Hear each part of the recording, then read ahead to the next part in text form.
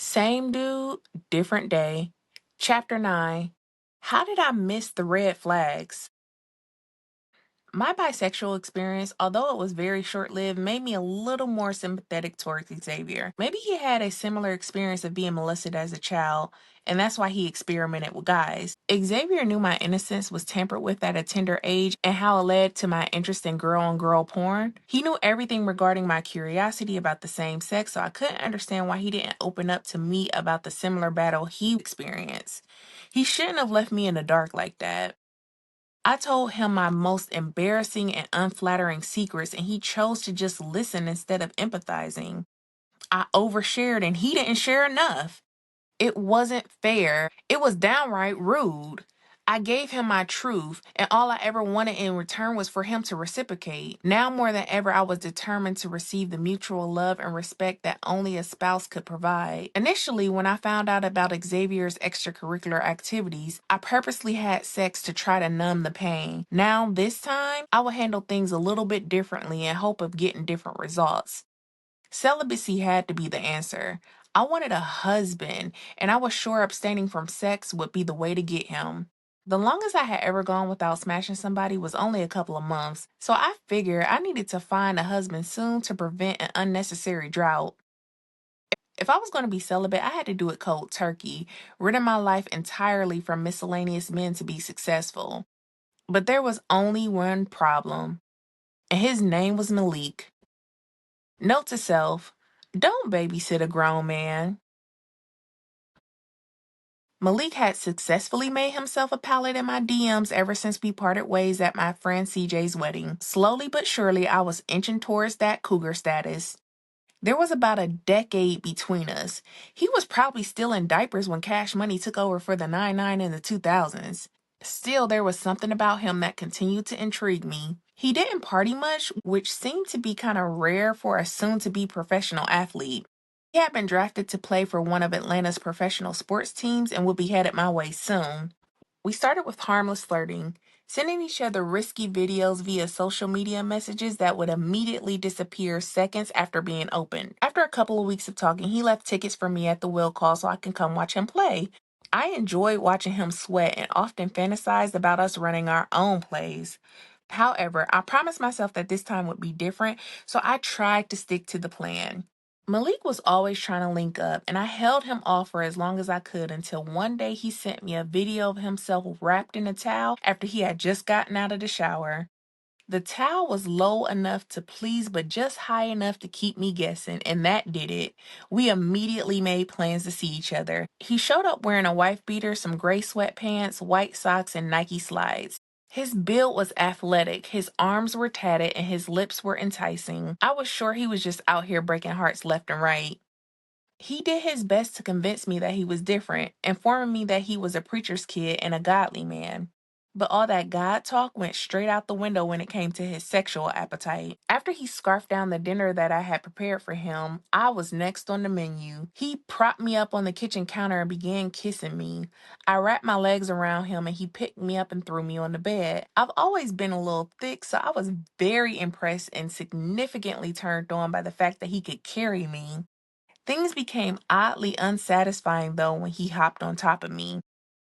From the towel picture that he sent, I was sure that he could provide a joyous experience. However, after several minutes of us kissing and groping, his soldier wasn't standing at attention. He didn't seem to be up for the challenge, and I didn't want to break my celibacy for someone who couldn't cross the finish line. Maybe I wasn't his type. Whatever the case may have been, I pulled away and suggested that he leave. Malik didn't give up easily. With one hand, he unhooked my bra while using the other hand to remove my leggings. Removing my pants only revealed that my body parts were ready and his still weren't. The harder he tried without positive results, the more adamant I became about him leaving. He did so grudgingly. The videos and the text messages were far and few in between after I rejected him. He kicked me off his will call ticket list as well. Luckily, I worked for an entertainment company and would often secure sports tickets of my own. Upon my arrival at one of his games, I noticed a woman wearing a replica of his jersey. She had the letter Mrs. and his last name embroidered on the back. Later on, I found out that she was his girlfriend in college and had recently moved to Atlanta to be with him. So much for him not being like the rest, but I walked away from that situation with some dignity, which was rare. Normally, I'm angry when a situation ends like that because I would have given away my goodies for free and had nothing to show for it. This time, I had stayed faithful to abstaining and I walked away with the confidence of knowing that I had finally won. Malik was nothing more than a passing amusement, and I was super proud of myself that I hadn't let him get the best of me. The absence of unnecessary men made life quite enjoyable. My confidence began to increase as well as my church attendance. One Sunday, the pastor announced that the church would be participating in the corporate Daniels fast. I decided that I would give it a try because doing things my way was causing me to fail miserably, and I figured doing things God's way would help me with my current circumstances. Immediately upon completing my fast, I received a raise at my job. Things were finally starting to look up for me. The only thing missing was a husband, but I was sure that he was on his way because I had successfully gone 7 months without sex. God saw my progress and was planning to bless me indeed. I had been refraining from my regular sexcapades in hopes that closing my legs would force me to open my heart. But as soon as the enemy saw me making positive strides in my life, he began throwing everything he could my way. The little things like car trouble and unexpected bills no longer fazed me. I had money now, so I could handle those type of expenses, but the death in my family truly took a toll on me. Typically, I would pursue penetration as a means of therapy, but this time I decided to opt for healthier coping mechanisms. I had been trying to stop the dangerous cycle of self medicating with sex and alcohol. I realized that happiness was not found in an empty box of condoms, nor at the bottom of a liquor bottle. The best way to deal with the type of stress was to be around family, so I decided to buy a plane ticket to visit home. Unfortunately, my head was so messed up from everything that was going on, and I accidentally transposed the departing cities during my booking process, and it made my ticket invalid. So now I was in danger of not being able to board my flight. Note to self, learn the ins and outs of his co parenting arrangement. Suddenly, I remember that Q had a friend who worked for the airline where I had purchased my ticket. Although we hadn't spoke since he had told me about Nikki being pregnant, he once told me that he would always be there for me. I wanted to give him a chance to prove to me that his words were true, so I unblocked him and gave him a call. He was excited to hear from me, but I had no time for the small talk, sir. I need to get home. After hearing about my dilemma, he had his friend correct my ticket and waive all the fees and upgrade me to first class. His actions served as a peace offering and opened the door for regular conversation. After a few very intentional discussions, we concluded that we were meant to be, but the timing was always off. When he wanted to be with me, I was caught up in Isaac's web of deception, and when I wanted to be with him, he had a baby on the way. His child was only a few months old now, but he assured me that he and his baby mama were strictly co-parenting. Q told me that he was ready for something real and with me. Could this be true? Someone wanted me? All of me, not just the kinky parts? This unfamiliar yet exhilarating feeling caused me to escalate things quickly. My celibacy journey had been going very well up until the moment Q and I decided to be in a committed relationship. As soon as I got back to town, I invited him to come over so that we can make things official. We were now a couple, and I wanted to do a couple of things to him. Breaking my celibacy was wrong, especially since I had promised God that I wouldn't have sex until I was married. However, God had given us free will, and time after time, I used that as an excuse to do something stupid. And this time would be no different. I proceeded to lay up with him, convincing myself that it was okay because he would eventually become my husband anyway. One look led to several hours of fornication. All of the pent up energy was finally released. We spent a lot of time together just enjoying each other's company. It felt good to finally have a significant other, but things began to feel less significant as the days went by. We never went out.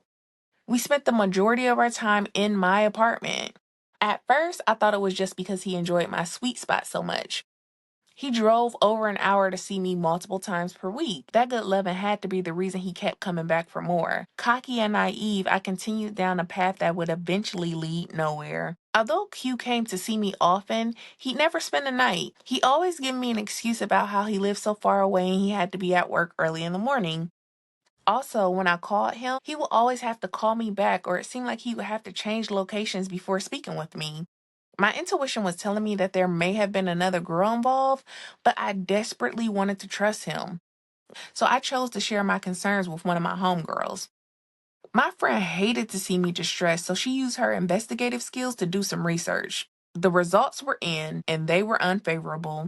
She sent me several screenshots that showed evidence that Q was living with his baby mama. She had bought a house, and he and his daughter were living there with her as a family. The internet never sleeps and will always remain undefeated. The screenshot evidence was sent to Q within a matter of seconds. There was no need for me to add any commentary. The pictures spoke loudly enough for themselves. He called me immediately trying to explain himself. He said that Nikki had gave him an ultimatum. Either they become a live-in couple or she forbid him from seeing his daughter and force him to pay child support.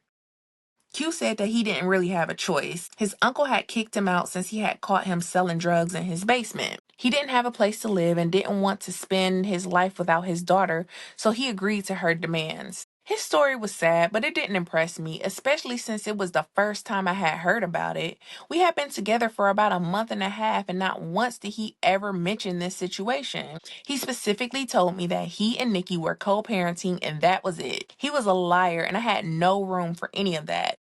Infidelity seemed to be the new black, and our relationship was on trend. Things ended just as quickly as they had started back up. The merry-go-round that I called my life had taken me for another spin. Note to self, confront your significant other, not their lover. Q wasted so much of my time. Not only had I broken my celibacy, but now I had also acquired a brand of baby mama drama that could possibly end with a restraining order or a physical altercation. Nikki hated me. She completely skipped over the part where she was supposed to cuss Q out for lying and being unfaithful. Instead, she attacked me. One night, she got a hold of Q's phone and called me 14 times. I had been ignoring his calls ever since I found out that he had been playing house with her. Originally, I thought that the back-to-back calls were coming from Q because he was trying to apologize. When I finally answered, I was surprised to hear Nikki's voice on the other line. I immediately grabbed the nearest bottle of liquor at my house and took a shot because I knew I had an interesting call ahead of me. Q had saved my number in his phone as Sweet Spot, so that was our first topic of discussion. Now, Sis had a pretty good idea of how I had achieved my nickname, but she demanded to know my real name. Could have been petty and said, "Your man know my name very well," but I refrained. Her tone was unwelcoming, and I didn't take kindly to her trying to check me. She called me every vulgar name in the book and made up a few new ones just in case the originals didn't fully offend me. Our conversation was unproductive and very unnecessary. I had no intention of being a stepmom or sharing a man, so I just said, "You can have him, sis," and hung up. She called me back several times that night, so I just blocked Q's number again and went on about my business.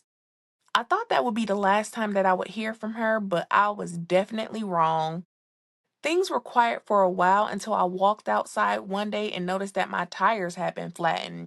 Nikki had hacked into Q's phone and found my address in his recent trip history. This chick had a vendetta against me, and now it was mutual. If she would have stuck around just a few minutes longer, I would have happily kicked her teeth in. She had disappeared, and it wasn't like I could just hop in my car and go hunt after her. My tires was flat. As unfortunate as this situation was, it reminded me of when my ex from graduate school was spending too much time with one of his lab partners. Instead of dealing directly with my significant other, I wanted to fight the girl. That was stupid because she wasn't the problem. He was. Why do we always go after the person who we are not in a relationship with? Yes, the side piece is slightly to blame if they knew that the person they were dealing with was involved with somebody, but they never made the commitment to be faithful. Yo boo is the one that made the commitment, so they should be on the receiving end of all your attitude. It's the couple's responsibility to uphold their duties in their relationship. If one or both fails, they should be given a chance to redeem themselves or they should be given a boot. Simple. Nowadays, if you beat someone up, you can either go to jail or worse, they can pull out a gun on you. I wasn't about all that gun life, so I just chose to tap into the spirit of unbotheredness. I refrained from retaliating against Nikki. She was stuck with Q, and that was punishment enough.